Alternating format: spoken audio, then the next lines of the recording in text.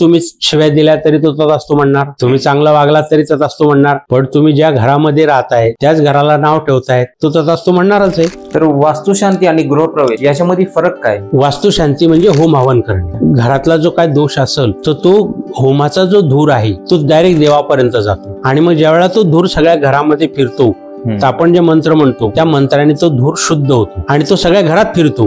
तो घरात फिरल्यानंतर काय होतं, जी काय बाधा असेल, जे काय दोष असतील नसतील ते सगळे बाहेर निघून जातात आणि ते घर एकदम स्वच्छ होतं. सगळ्या विटा, माती, चुना, कोणाची नजर बाधा लागलेली त्या धुराने घर सगळं शुद्ध होतं आणि मग तो आपण तिथे वास्तुपुरुष पुरतो. मग तो वास्तुपुरुष पुरल्यावर काय होतो, खालचे दोष आपल्याला येऊ देत नाही आणि घरात तथास्तु म्हणतो. मग घरामध्ये तथास्तु म्हणतो म्हणजे काय की तुम्ही शिव्या दिल्या तरी तो तथास्तु म्हणणार, तुम्ही चांगला वागला तरी तथास्तु म्हणणार, तुमच्याकडे काही नसेल तरी तुम्ही म्हणणार ह्या घरामध्ये मला खूप सुख आहे, हे घर मला खूप छान मिळालंय, मी खाऊन पिऊन समाधानी आहे, माझ्याकडे सगळंच आहे, तर तो तथास्तु म्हणणारच आहे. पण तुम्ही ज्या घरामध्ये राहताय त्याच घराला नाव ठेवताय तो तथास्तु म्हणणारच आहे. त्याला दुसरं काही येतच नाही म्हणून करायचे असते आणि मग चार लोकांना पण आपल्याकडे अन्नदान होतं.